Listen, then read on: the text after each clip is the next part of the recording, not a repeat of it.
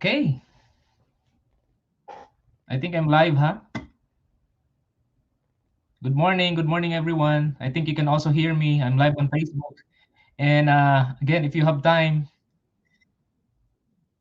you can share it to your Facebook, or if you have YouTube, or if you have Instagram, or whatever, social media platform, you can share it so we can reach many international nurses who are aspiring to become USRN. Okay. So by the way, let me see the live chat so I can see your comments or any other concerns or probably answers to my questions later on. So I can see live audiences here. It's me again, Jay, coming from IPAS Online Review and Mentoring Academy. Good morning, good morning. I'm situated here in Beaumont, Texas. Good morning here. It's a little cold morning. It's already fall, so it's beginning to have some cold weather. It's typical of Texas. Well, it's not that cold as compared to other states though, but it's cold, especially for us Asians, just like Filipinos. But anyway, but in other states, it's beginning to get colder already. It's not winter yet. Okay, so good morning to Jacqueline. Good morning to Mr. Osama from Lebanon. Good morning. So just a little shout out before we begin, right? And of course, from the Philippines and the rest of Asia and the Middle East, we have a lot of international nurses from there as well. Of course, here in the US, like I said, I'm situated here in Texas. Good morning, everyone. In Europe as well. Good morning, of course. I mentioned about the rest of Asia, Singapore specifically. Just a little shout out to Miss Vanji. Vanji. I guess you are from IPAS Online Review and Mentoring Academy as well, right? So it's another Connectics College. It's another Connectics. We're doing it every third week of the month. Yeah, every third week of the month, specifically Mondays. Okay, our topic today is an interesting topic. Good morning, good morning. Probably like two more shout out or just put it on your comment section so I can begin. Miss Gandhi, who else? I can see live audiences here. Maybe we can get some more. It's usually picks up, in the middle of my lecture. I wanted to start like really, with a good audience. Again, aiming to at least share information, vital information, not only in your NCLEX, but at the same time, ultimately, of course, in your clinical practice, because you know uh, that's our goal to practice here in the US, right? Clinically, of course. Oh, Miss Kitty, how are you? How's the weather in your state? Miss Kitty, who else? Who else? One more, one more. Thank you guys for coming today, and yeah, I'm really glad to see you. I'm always grateful to see you. Not only my students, but at the same time, of course, the international nurses that we are catering as well. Of course, that's our main goal for you, international nurses, to come here in the US and practice as a nurse. Definitely. Okay, we're also live in IPOS processing page, the main page of IPOS processing, I guess, and also in some of our social media platform, the IPAS Online Review and Mentoring Academy specifically. Okay, and of course here in Aconatics. Okay, let me start. All right, so yeah, once again, hold on, let me see the live. Hold on.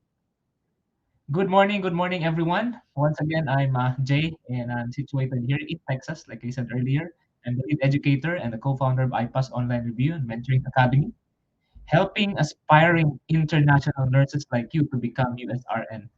Okay, so US graduate nurses can actually join us if they are interested in our program. I'm so grateful that we are doing this together with Connetics, our company partner, with, of course, with the common goal to help our fellow nurses achieve their American dream, right? And so goes with the other review centers, both for English test and NCLEX RN exam, collaborating with this Connetics college every Mondays. Without further ado, our topic today is ever an interesting one, a high yield topic in your NCLEX, which is particularly your circulatory shock. There you go. This is another cardiovascular discussion that has a lot of information involved to both the context of your NCLEX, and the clinical practice ultimately. So you will gain a lot of knowledge from this. We will simplify as much as we can to better understand this complex disorder. Okay, so bear with me as we go along, and mind you guys, I'm always telling you this, that principle is more important than your facts. Okay, whatever format of test that they are gonna give you, the NCSBN, you are able to answer it because you know the principles rather than the facts. It's okay to memorize mnemonics. I'm always telling you that as well. But yeah, more importantly, you understand what's behind the mnemonics. Okay, without further ado, like I said, we're gonna discuss to you about circulatory shock. So, circulatory shock. So let me ask you guys, what are the types of your circulatory shock? So just to give us a background or at least a guide to our lecture today. So what are the types of your circulatory shock? Let me write it here at the left upper part of your screen or my screen, I guess. So types of circulatory shock. Come on, let me ask you. Hello, Miss Patience. Oh, that's a nice name. Is that a Facebook name or is that really your real name? Good morning there. Where are you at? In Namibia. Good morning. I don't know what time in Namibia, but yeah, good morning and good day, good afternoon, whatever. But I'm glad that you are here uh, discussing with us. Discussing means like you also have to type in your comments so I can respond if ever you have questions. Miss Carla, Catherine, of course, Miss Banji, anaphylactic. She mentioned that distributive shock. Okay, we have of course, the famous hypovolemic shock. I think I discussed this one in IPAS processing way back, probably like 2 years, 3 years ago or something. But I'm, uh, I'm chasing time always. So yeah, just like you guys, right? So time is just really running so fast. Hypovolemic shock. What else? The other one would be your cardiogenic shock. Cardiogenic shock. Can you see my screen? I think I need to present my screen. Hold on. Present.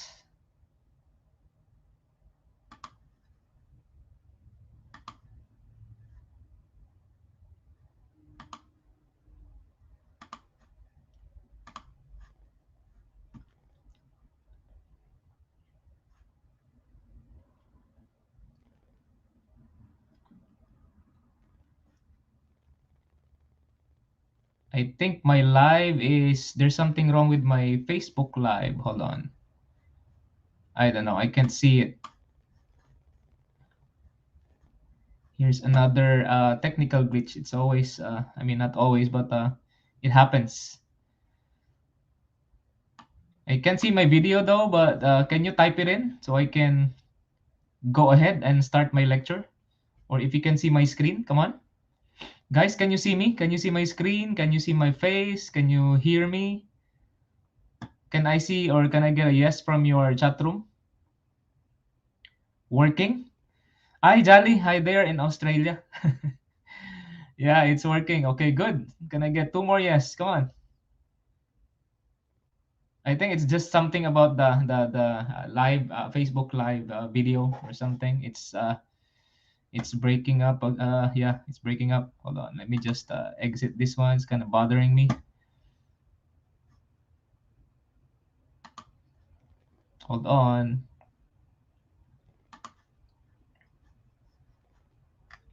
Because I'm looking at the Facebook page of Connetics as well. Hold on. Okay, I think I'm good. But the comments, I can't see the comments from the live. Hold on. Or may I just go to, hold on, just give me a little time, okay? So let me go to IPOS processing for sure. I'm live too. Okay, there you go.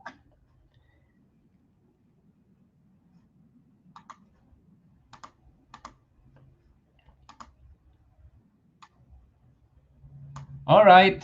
Okay, so if you can see my screen, I already typed in the circulatory shock, which is our topic today. Goods, goods. Okay, so we have two types of your shock here written, but we have some other types. Okay, I'm not done yet. So number one is hypovolemic shock. Second is your cardiogenic shock.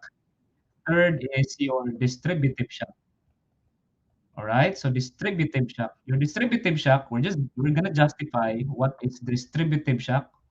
Why is it called distributive shock from the word itself? And we have three types of your uh, distributive shock. And what are those? What are those types of your distributive shock? Come on, Miss Naima. How do you say it, Miss Naima? What are the three types of your distributive shock? Somebody mentioned about anaphylactic shock earlier, right? So let me start it with your septic shock. We also have your anaphylactic shock,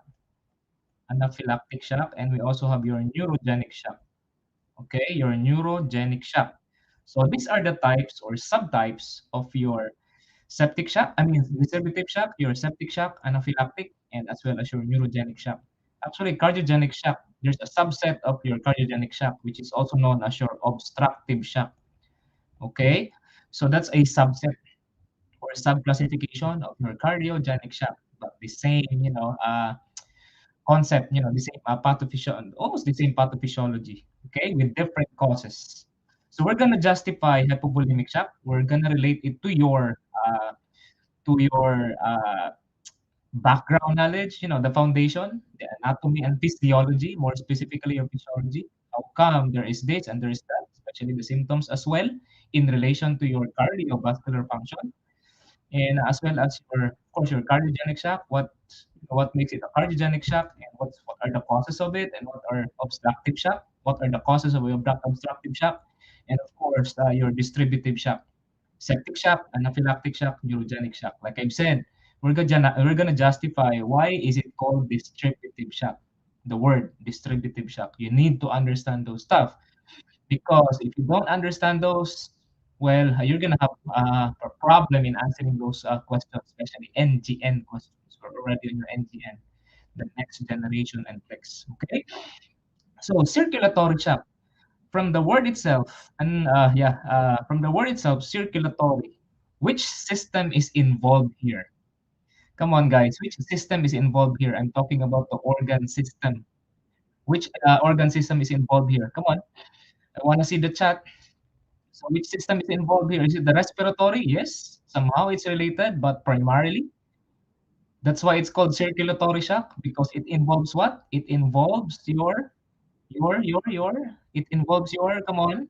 Or it's probably, my Facebook Live is just delayed. I cannot see your answers. Come on, y'all. Okay, so I don't see any answers from you guys. So which particular system, cardiovascular system? Very good, Mr. Osama. Very participative. There you go. The cardiac system. Not only the cardiac system, but as well as your your vascular system. Let me just write here your cardio and your vascular system.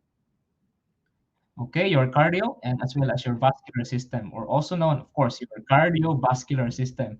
That's your circulatory system. So we're going to talk about very good foundation of your knowledge, your cardiovascular system, in terms of relating it to your types of shock. Okay, so let me write here, for example, on my left corner. Okay, that's your cardio, and let me also write here your vascular system. Okay, so cardiovascular system. Let me ask you this as well. Whatever kind of shock, distributive shock, hypovolemic shock, or cardiogenic shock, what's the most important vital signs to look in? If you are entertaining, if you're ruling out, okay, this is shock, what's the most important vital signs? Of course, other vital signs are important as well.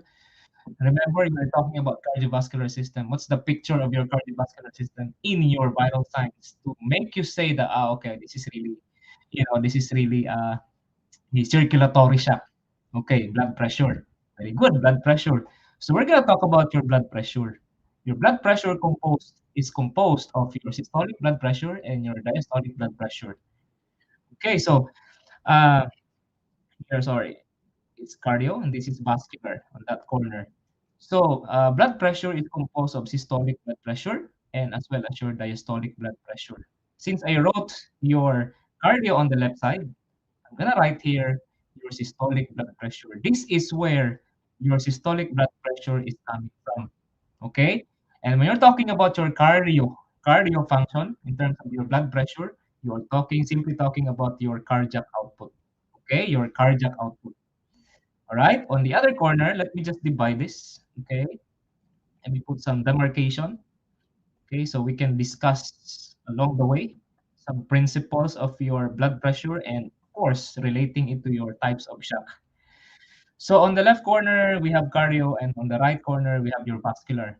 If you're talking about your cardio, that's talking about your systolic blood pressure. Okay, that is because of your cardiac outputs. Okay, on the other side of our illustration is your vascular.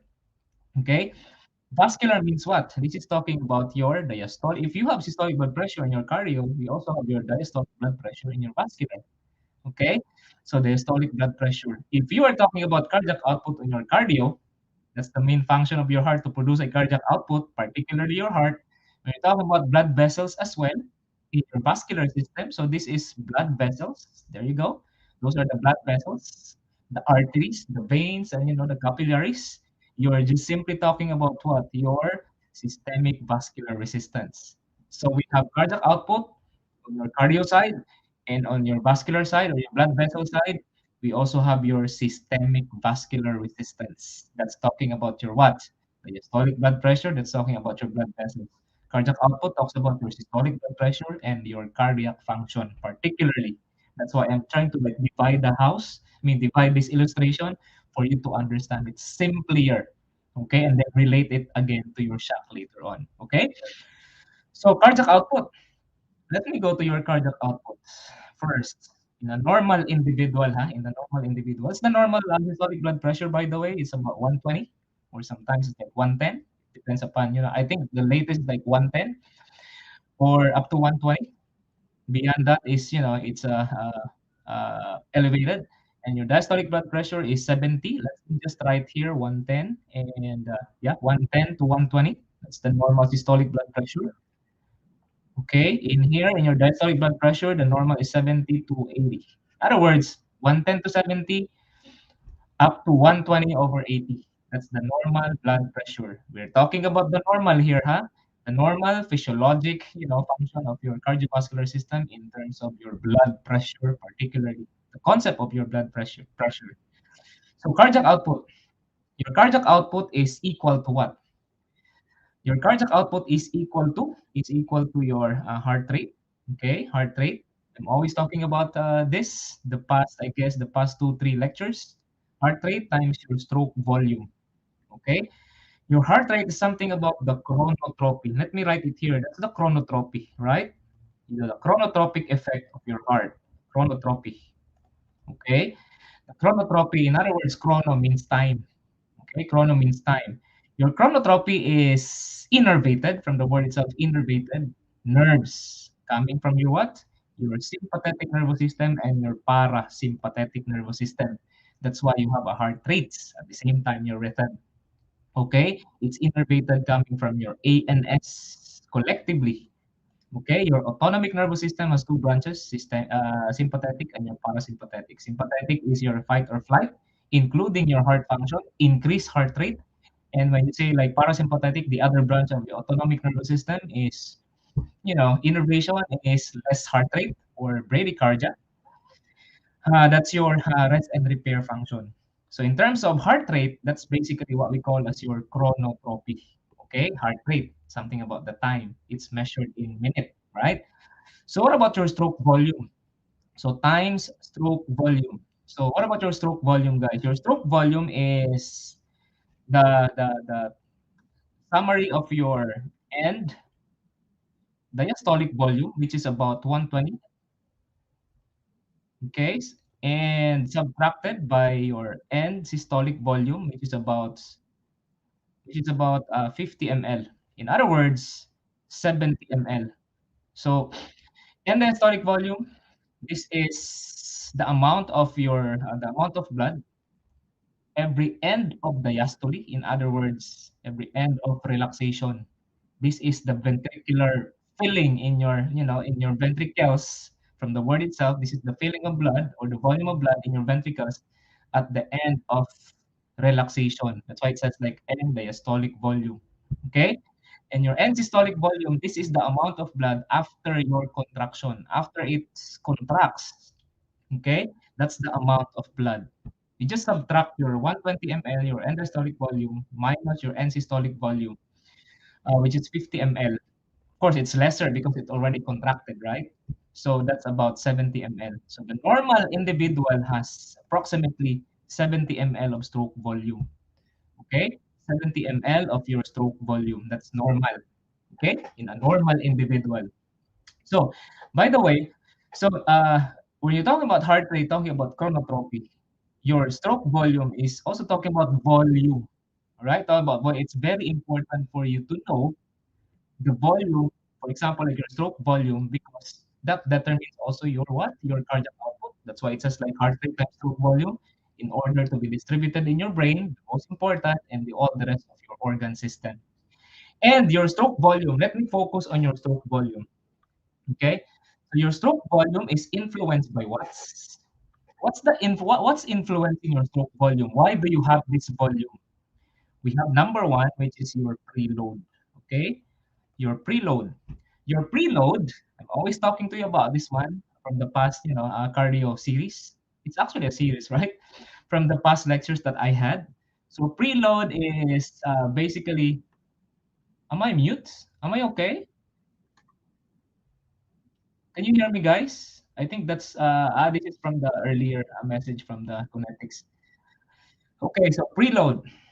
So something about, I think it's something about volume. So how do you translate that into, the physiology of your heart? So what causes your preload? Preload is basically your stretch, okay? Your heart stretch, the muscle stretching, the cardiomyocyte stretching of your heart, okay? That's your stretching. The higher, the higher you stretch it, the higher stretch, okay? The higher stretch, the stronger or the forceful your contraction is. Okay, the forceful your contraction is. There you go. So is it really something about the volume? Yes, it's really something about the volume. Because the more you stretch it, the higher what? The higher volume. Okay? The higher the volume you will have. So it will really affect your what? Your stroke volume. Again, when you stretch it well, it will fill in blood to your ventricles, right? It will fill in blood to your ventricles. And when you fill in blood to your ventricles, remember this is the higher the volume, the higher the higher the stretch, the higher the contraction. So it will contract well and it will eject to your, to your systemic circulation. Okay?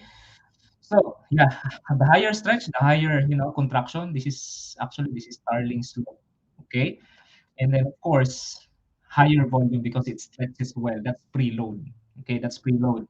On the other hand, I'm not gonna talk about your afterload. Actually, there's another influence which is your afterload, but this is something to do with your shock. So I'm not gonna talk about your afterload because it's more like the elevation of your blood pressure. So I'm gonna take that out. The other influence is I'm gonna write it here, your contractility. Okay, the the contractility. Of course, the forceful your contractility. I'm talking about the muscles of your heart. The more contractile they are, of course, the more forceful at the same time, more cardiac output, right? More cardiac output. So something to do with the muscle activity of your heart. So these are the two parameters that I want you to focus on, the preload and the contractility. Like I said, I'm gonna relate it to your shock later on. Okay, that will bring you your heart rate, your stroke volume, that will bring you your cardiac output. Guys, cardiac output, the higher the cardiac output is, the higher the blood pressure, specifically your systolic blood pressure. So let me just write here, at the side of your cardiac output. Cardiac output is also equal to what? MAP. You know MAP, right? Your mean arterial pressure. Okay, if you cannot keep up with my lecture, if you cannot keep up with my lecture, maybe I'm too fast or something, but you can actually review, you can actually repeat it. Always telling you that repetition is the key. We cannot just simply get it in an instant, one flick of the finger and then that's it. No, it's not. Nursing is a wide kind of, knowledge. Okay, so cardiac output is also equal to your MAP, which is your mean arterial pressure. Okay, this is something to do with your blood pressure. You know why? Because the parameters are what? 2 diastolic blood pressure, and 1 systolic blood pressure divide 3. That's how you get your MAP. So this is coming from your blood pressure itself. Okay, so when you're thinking about cardiac output, really, you're thinking about systolic blood pressure, MAP as well, because it's equal to MAP. Other than that, it's also equal to your heart rate times your stroke volume, which I explained already. Your preload, like I said, and as well as your contractility. Afterload is also a factor though, but again, in the context of your circulatory shock, we're gonna eliminate that as of the moment, okay? In the context of your circulatory shock. Let me move on. That's your systolic blood pressure. That's why you have your systolic blood pressure coming from your cardiac output, coming from your heart. Can you follow? Okay, let me move on to your vascular system, the diastolic part of your blood pressure, the systemic vascular resistance. Okay, your cardiac outputs multiplied by systemic vascular resistance is actually, there you go, that's your blood pressure. Okay, that's your blood pressure, your systolic and diastolic. Okay, so everything is like consistent to each other. Everything is like consistent to each other. And I'm just going to simplify it accordingly from here to there, from this side to that side. Okay, let's go to the side of your systemic vascular resistance, the right side. Okay, the diastolic blood pressure, the blood vessel part, the vascular part, these are all the same thing. Okay, systemic vascular resistance. So systemic vascular resistance, this is easy. Your systemic vascular resistance, let me draw something like a blood vessel. There you go. Your blood vessel is composed of endothelial cells. Endothelial cells are the cell lining of your blood vessels. Okay. They are composed of tight junctions. In other words, this permits, fluids or substances from going in and from going out. Okay. So in other words, semi-permeable.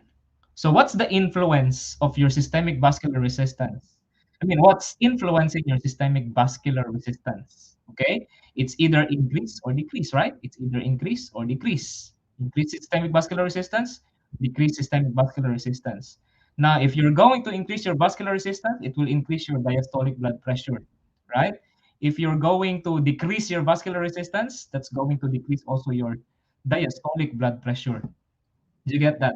Okay, what are the influences? The influences are for example, your blood vessel diameter.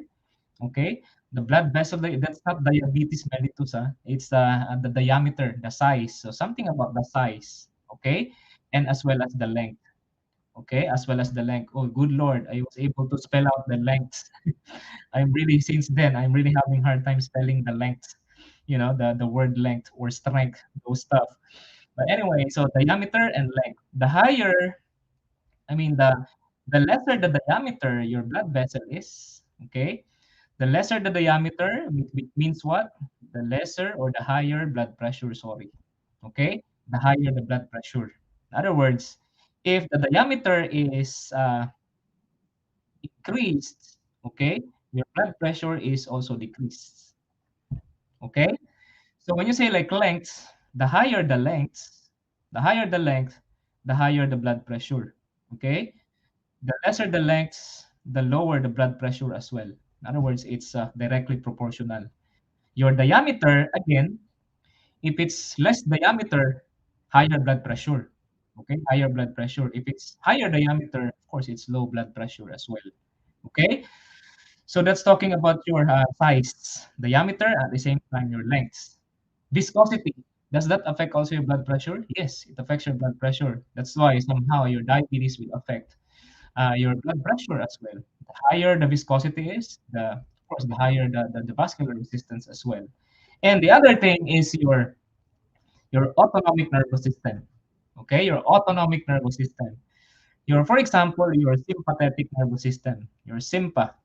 Your sympathetic nervous system is one branch of your autonomic nervous system. Nervous system, it innervates your blood vessels. Okay, your SYMPA increases your blood pressure by what? By vasospasm. All right. In other words, constriction. Okay, constriction. That's the effect of your sympathetic nervous system. On the other hand, we have your parasympathetic nervous system. Your parasympathetic nervous system, which is the opposite. It's always like that. It's the counter-regulatory mechanism. Decrease in your blood pressure. You know why? Because there is relaxation. All right, there's relaxation. Let's just write here relaxation of your smooth muscles. It's composed of smooth muscles, right? Your blood vessels. So relaxation is basically what? It is basically you know, dilation or vasodilation. There you go. Everything, I guess, is in here. Again, autonomic nervous system has two branches. We have your sympathetic and your parasympathetic. Sympathetic innervation to your blood vessels increases your blood pressure by how? Vasospasm. It's going to constrict. When it's spastic, of course, it's going to constrict. It causes you to have elevated blood pressure. On the other hand, something about balance, of course, a counter-regulatory. Your parasympathetic, the opposite, the rest and repair, kind of autonomic nervous system response or automatic nervous system response. They call it sometimes like that. Parasympathetic is low blood pressure. Why? Because your blood vessels relaxes. Okay, it dilates, thereby causing low blood pressure. Okay, guys, remember when let's see, just to give you a background here, whenever your blood vessels dilates, whenever it dilates, I was talking about the endothelial cells. When it dilates, it tends to permit more substances to leak out, so it becomes more leaky. Okay, so it becomes more leaky the more it dilates. Okay, when it dilates or when it relaxes, it causes less tightness of your junction, thereby causing leakiness of your substances and fluids. Remember, these are semi-permeable membrane, your blood vessel. Okay, so I guess yeah, I talked about your preload contractility and as well as your vascular. So whenever you have the systemic vascular resistance, like I told you, this is something to do with your diastolic blood pressure, either increase or decrease. Increase in your vascular resistance means increase in your diastolic blood pressure. That's their contribution. That's the contribution of your blood vessels. And whenever they have decreased vascular resistance, decreased diastolic blood pressure as well. You multiply them, that's basically, systemic vascular resistance and your cardiac output. That's basically your blood pressure. Okay, so that's with your normal individual, guys. So I'm gonna write here 120. There you go. I think I already wrote it. 120, for example, and then this is your, for example, like 80. There you go. 120 mmHg and 80 mmHg. Okay. Compensatory mechanism. Whenever your cardiac side is decreased, for example, like 90, you expect that your diastolic blood pressure will elevate because that's part of the compensatory mechanism. Oh, the heart is not contracting well. The preload is there's something wrong with the preload and all those parameters. I'm going to keep up with the blood pressure. It's going to maintain. It's either higher or just maintain it. That's compensatory mechanism. On the other hand, for example, if there's something wrong with your systemic vascular resistance, okay, uh, talking about your blood vessels, your cardiac output will compensate, will buffer compensatory mechanism. It's going to what? I think I didn't use the right word there. It will compensate, right? To compensate. So, for example, if your diastolic blood pressure is very low, okay, for example, like only 50, your cardiac side will try to keep up, will try to maintain, the systolic blood pressure in order not to uh, compromise, of course, the circulation, right? So that's our ultimate purpose there, circulation. Okay. Now, in the presence of your shock, it can be low, of course. That's the main thing there. Low blood pressure. All forms of shock, low blood pressure. This time, we're gonna talk about the pathology. Okay, specifically the types of shock. Okay, let me like patch it. What types of shock? Where do you want me to put it? Is it in your preload, in your contractility, in your systemic vascular resistance? Let me put it in yellow. Okay, where do you want me to put your hypovolemic shock? Is it something to do with your preload, contractility, or your systemic vascular resistance? Come on, guys. Where do you want me to put your hypovolemic shock? Come on. Where do you want me to put it?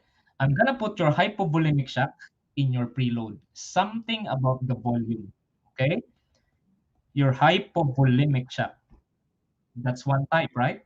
Hypovolemic shock. Something about the volume. Preload is something about the volume, remember? So I'm gonna put your hypovolemic shock there. Of course, what are the causes of your hypovolemic shock? For example, I'm gonna put it at the side. Dehydration. You might be either vomiting, excessive vomiting, or probably diarrhea. There you go. That's another D.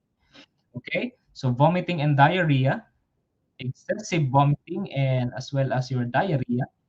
Okay. And we also have your hemorrhage. Okay. You have your hemorrhage as well. Can you hear me, guys? I think it's just that the Facebook Live is delayed, but I have to go on. What time is it now? Oh, it's already 30 minutes, and then I'm only discussing this one. I'm kinda really time pressured when I discuss about here in Kinetics.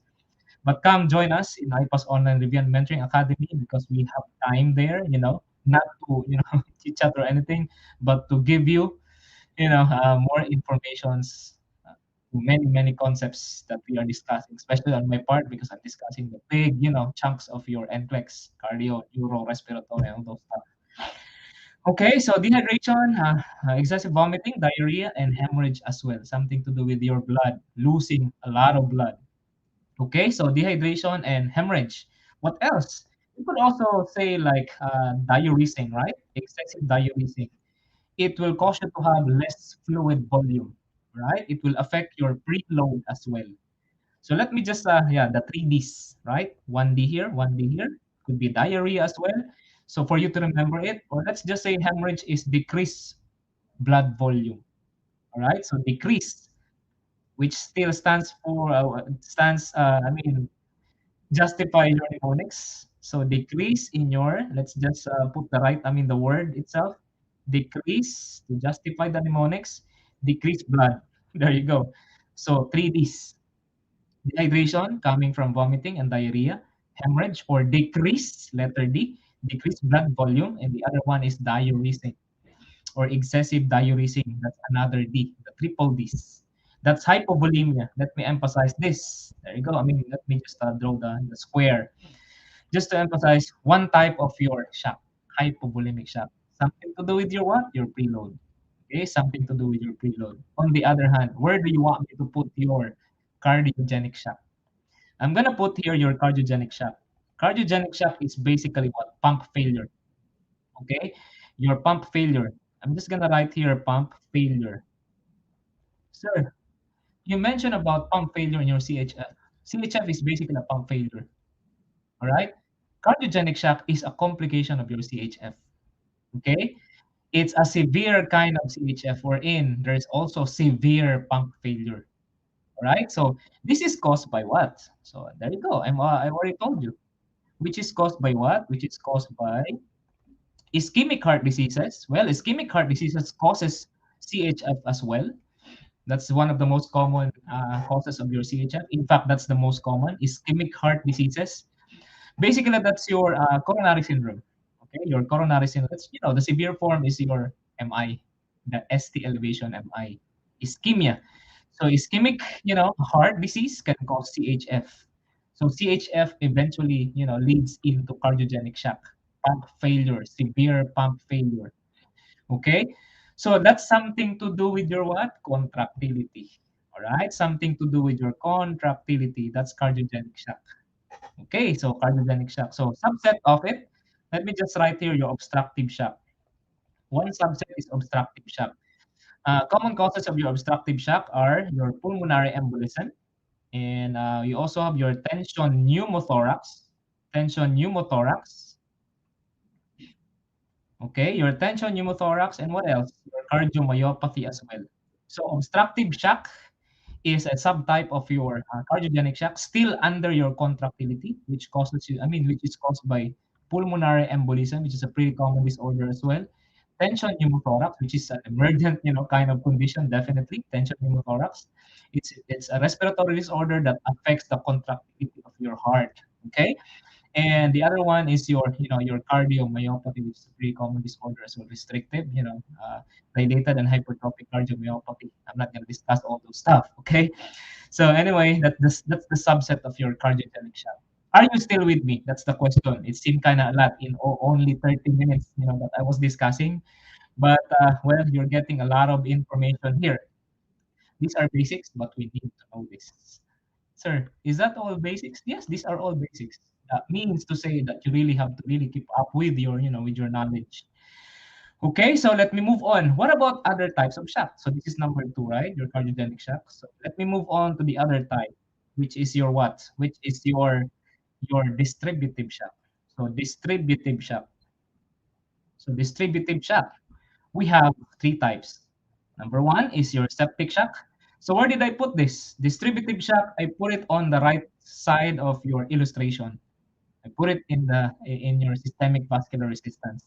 In other words, this is something to do with your blood vessels. Okay? Something to do with your systemic vascular resistance, something to do with your diastolic blood pressure. Okay? Something to do with your blood vessels or vascular system. We have septic shock. We also have your anaphylactic shock. Okay, let me explain this one by one. And the other one is your neurogenic shock. Okay, neurogenic shock. Okay, so your septic shock, from the word itself, septic. Let's just say bacteremia. Okay, so which is caused by bacteria. Okay, bacteria in your blood. So profound presence of your bacteremia, presence of bacteria in your blood causes bacteremia. Eventually, it will cause septic shock. Okay, eventually it will cause septic shock. If this is your blood vessel, for example, okay, if that is your blood vessel, remember what I told you, there are endothelial cells lining your blood vessels, right? Lining your blood vessels. Okay. So whenever you have sepsis, okay, whenever you have sepsis, you have increase in your nitric acid. These are substances that are produced in the presence of your sepsis. Nitric acid causes what? Vasodilation. All right?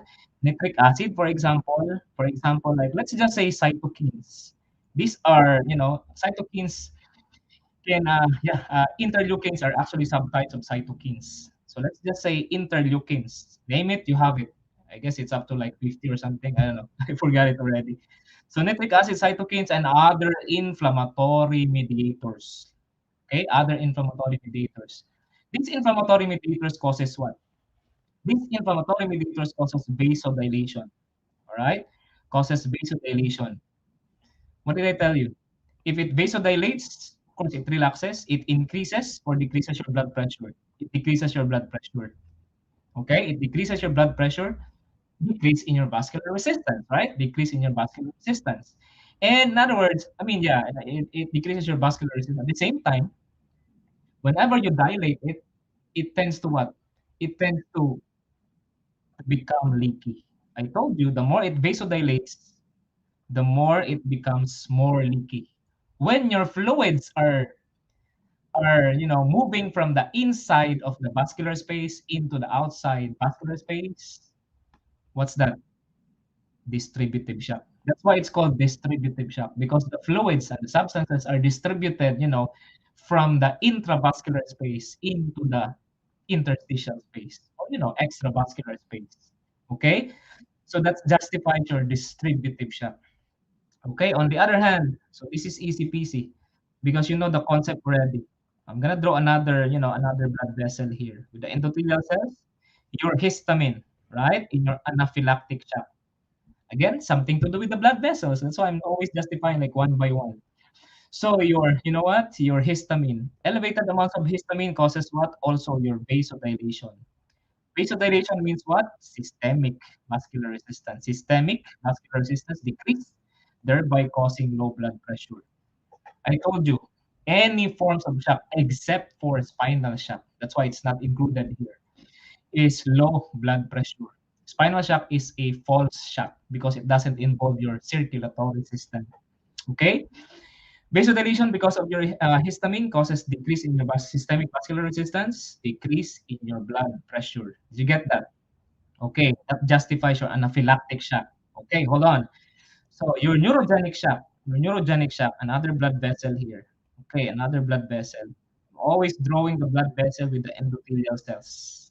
Okay, so that's with that tight junctions to each other. Your neurogenic shock. Your neurogenic shock from the word itself, neuro. Okay, from the word itself, neuro. It's coming from an injury of a spinal cord. So let's just say here, spinal cord injury, especially of the T6 above. All right, above T6 injury. That's neurogenic shock, something to do with your innervation. What did I tell you? Autonomic nervous system. The nerves coming from your brain. Okay? In your neurogenic shock, say for example, this is your nerve innervating your blood vessel.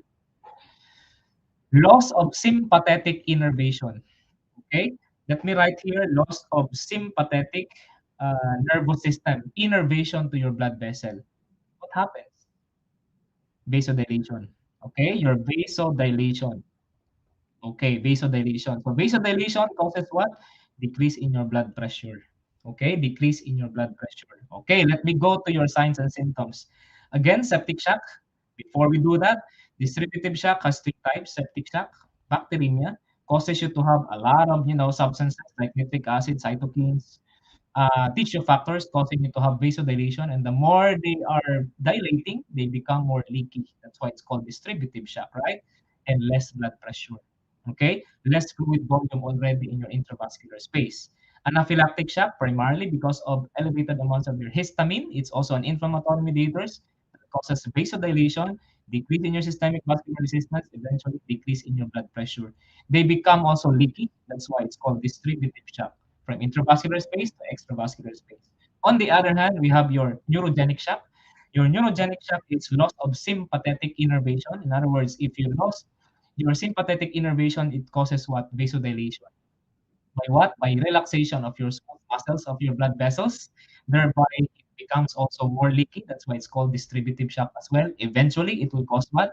Consequently, it will cause decrease in your blood pressure. Everything is low blood pressure, just like your hypovolemic shock and as well as contractility. Let me infuse your signs and symptoms here. Okay, your signs and symptoms. Let me write it here. Using, I guess, yellow, or what do you want me to do? White? So white. Okay, of course, the famous what? The famous increased heart rate, hypotachytachy, right? The hypotachytachy, increased heart rate, of course, less blood pressure, and increase in your RR. The same thing as with your what? Your cardiogenic shock. So it applies to both. It applies to both. Of course, you have an elevated heart rate because you already have a inadequate perfusion to your brain and to any parts of your body, to any organ system. It's just natural for your heart to compensate, increase or elevated amounts of your heart rate. Okay, and low blood pressure. There you go. Low blood pressure. All forms of shock will have low blood pressure except for your spinal shock. And elevated amounts of your heart rate. Okay, I mean amounts, not amounts, but elevated respiratory rate because you're needing oxygen. Okay, you're needing oxygen just right for your respiratory system to compensate as well. That's part of your compensatory mechanism. Again, hypotachytachy, right? Hypo means what? Hypotension, tachycardia, and your tachypnea. Okay, let me move on to this septic shock. Your septic shock is also hypotachytachy. That's elevated heart rate, low blood pressure, and elevated RR. The same thing as with your anaphylactic shock. Low blood pressure, it's not all. Okay, it's not all are with hypotachytachy. Remember, your neurogenic shock is different. In your neurogenic shock, this is the only shock. I'm just gonna emphasize this one. This is the only shock that has a low heart rate. Okay, low heart rate, but still low blood pressure and elevated respiratory rates. Okay, you know why? Because remember, this is loss of sympathetic innervation. Loss of sympathetic innervation to your heart as well causes you to have less heart rate. Because remember, sympathetic innervation to your heart normally is chronotropy. Chronotropy, which means to say what? It is in your heart rate. But since it's already loosened, I mean, not loosened, that's not the right word. Since there's already a functioning of your sympathetic nervous system to your heart, it causes you to have what? Not only in your blood vessel, but in your heart, it causes you to have lower heart rate, bradycardia. So hypo, bradytachy. That's how you remember it. How about your wet shock and your cold shock? Okay, wet shock. I'm gonna put your. I mean, not wet, but it's cold and your warm shock. Sorry, not wet. Cold shock is here. I'm gonna put your cold shock here. I'm sorry about that. Okay. So cold shock is here. Okay. And your wet shock is here. I'm always telling wet shock. So warm shock, sorry. Warm shock. Okay. Warm shock and your cold shock. Your cold shock, if you're going to, I'm going to explain this one warm shock. Remember, this is vasodilation. The more it dilates, the more fluids. Remember, these are blood. Okay? It causes you to have warm sensation. When you touch your patient, that's warm. But eventually, they can have a cold shock as well. Cold, extremities. So warm shock. Because of what? Because of, I'm gonna write it here, because of vasodilation. Okay? Everything that I said here is vasodilation in your distributive shock. Am I right? Okay, so that's vasodilation. So when you vasodilate, movement of your blood is also, is increased, causing it to have your what? Vasodilation. Movement in terms of like, from intravascular to extravascular space. Not, I'm not talking about perfusion. Cold shock, of course, if you have low volume, if you have, cardiogenic shock, it's not pumping well. Just, it's a cold shock. Cold extremities. Okay. So what about your narrow pulse pressure? Your narrow pulse pressure is, yeah, I'm gonna put especially in your hypovolemic shock. Narrow pulse pressure. Okay, narrow pulse pressure. What's narrow pulse pressure, by the way? For example, that your blood pressure, your systolic blood pressure is already 90. Remember, this is hypovolemic shock, systolic blood pressure. But, you know what? But your, remember, compensatory mechanism. Okay? Compensatory mechanism. So your diastolic blood pressure tends to keep up. Your blood vessels tend to keep up. Your systemic vascular resistance, in other words. So it doesn't change your diastolic blood pressure. In fact, it's keeping up. See, 90 and 80, 90 over 80, it's close to each other. That's narrow pulse pressure because your diastolic blood pressure trying to compensate and keeping up with your low systolic blood pressure. That's why it's narrow pulse pressure. So what does it mean when you have distributive shock as well? Initially you have widened pulse pressure. Initially you have widened pulse pressure. You know why? For example, what's the problem here? Distributive shock is in your diastolic blood pressure, right? So I'm gonna write here, let's say 50. Okay, who's gonna keep up? Of course, your systolic blood pressure because your diastolic blood pressure is already low. Compensatory mechanism. Look, it's 120 systolic blood pressure, but your diastolic blood pressure is already 50. It's trying to keep up. So widen pulse pressure, the difference between the two, yes, widen pulse pressure, but that's only initial. Later on, you can also have your narrow pulse pressure, the same thing as with warm shock. Later on, it can develop into cold shock as well. Okay, before the patient dies. And we don't want that, of course. Okay, so that's circulatory shock. Any questions, guys? Let me. Do I still have time? I think I still have time, huh? So I'm going to explain it in a different, in a very, very simple, explanation. Okay. So I guess I'm going to explain it using this side here. So in a normal individual, the tank, the blood vessel, those stuff. Okay, I think you know this very well on my class. So this is your tank. Okay, that's your tank. All right. In your tank, there's water. Okay, there's water, right? And this is your pump. Okay, that pump is supposed to pump so that this water will reach, for example, this is your brain right here. So that's your brain, okay, which is the most important to be adequately perfused. That's your brain, okay? And again, what did I tell you? This is your pump and this is your water, okay? The fluid inside your tank. And of course, the tank. These are the three important parameters. Okay, this is an abnormal individual. Listen, guys, listen because this is a very important concept, especially in your cardiovascular system, the function of your cardiovascular system. This is your pump. That's number one. This is your tank. The size of your tank really matters, and the water, lastly, or the fluids inside the tank. So the pump propels. That's why it's called pump.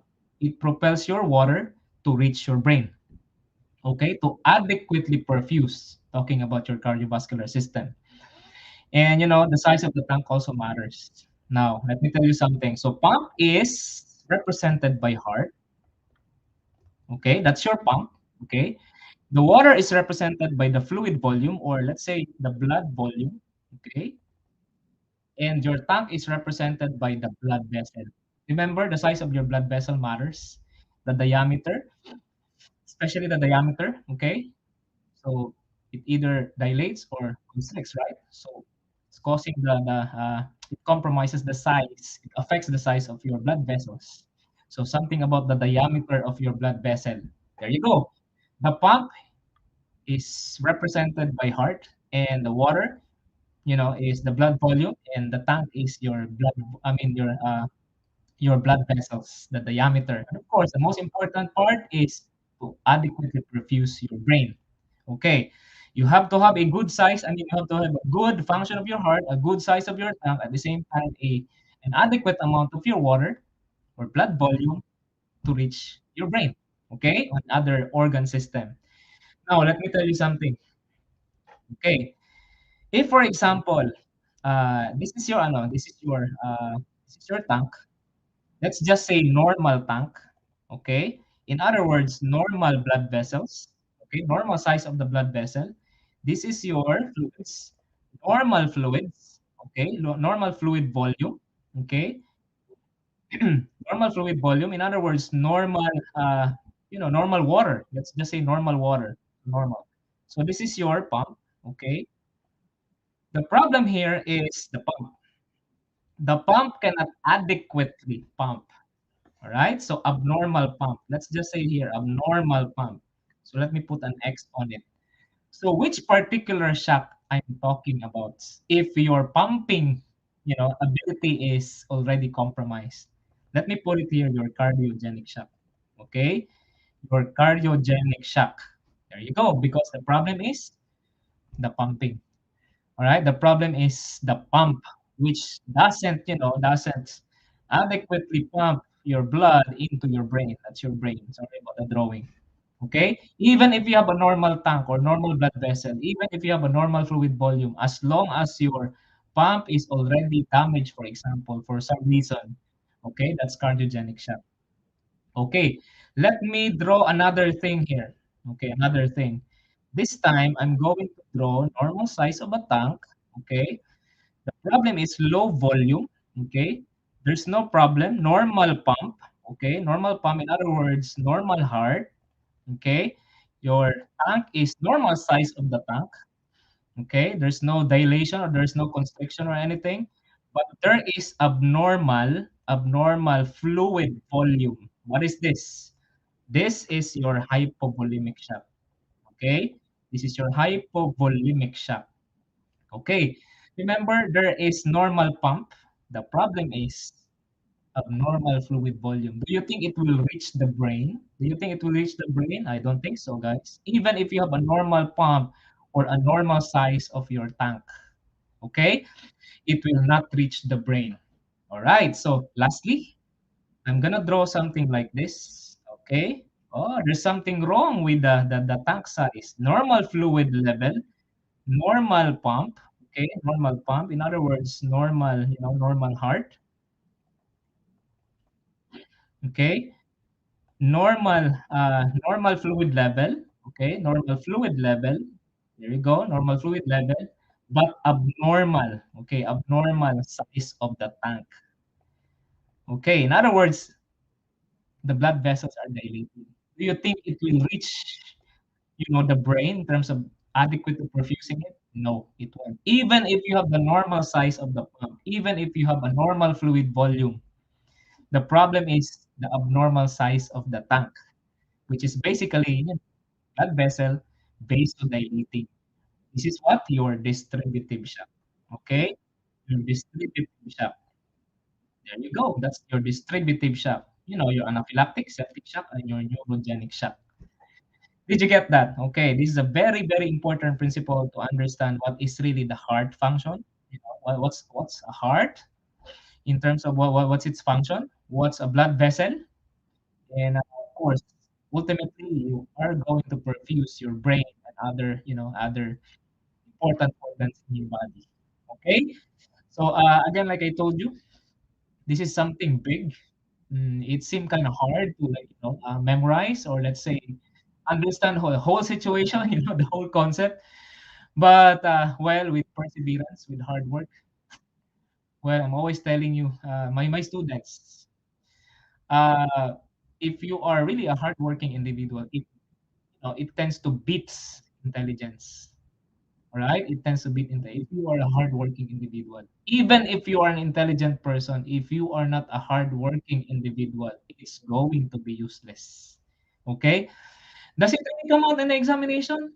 It will come out in the examination, not necessarily objectively, but whenever you go to a certain challenging situation like a battle, you always have to have bullets with you guys, ammunitions before so that you will not run out of your bullets. You have to have this information because that's a challenging battle. You know what I mean? It's simple, right? But the thing is, are you be able to make it during your preparation? Yes, like I said, hardworking, persistence as well. All right. If anyone will tell you, you cannot do it, or even yourself telling you that you cannot do it, no, you can. That's the big word. Letter C A N. You can do it. Okay. I've seen a lot of people. I've seen a lot of nurses who were saying that, sir, I cannot do it because I'm this and that. And then comparing to other people, no, you can do it. I've seen a lot of them that already passed their exam. So what's the difference between them and you guys? It's a matter of time. Okay, so thank you for coming today. And if you want to do a screenshot, yes, do a screenshot. There you go. And then it's gonna be hard because this is a different platform, so you'll not be able to really zoom it in your on your end. But well, if you can, then you can do screenshot and then put it in your notes. Thank you for today, and see you next month for another topic, probably another cardio or probably a different one. I guess it's neuro. So it's another neuro series, I guess. Let's see, let's see. I'm going to communicate with the phonetics, whatever you want. Okay, you can actually type in whatever you want, but most of the time I'm choosing what I discuss, especially because I know what are the most important ones, especially in the context of your NCLEX. God bless everyone, and of course, don't forget to pray always. Spirituality is the most important because everything is useless if you don't have your spirituality. God bless. Thank you. Thank you, guys.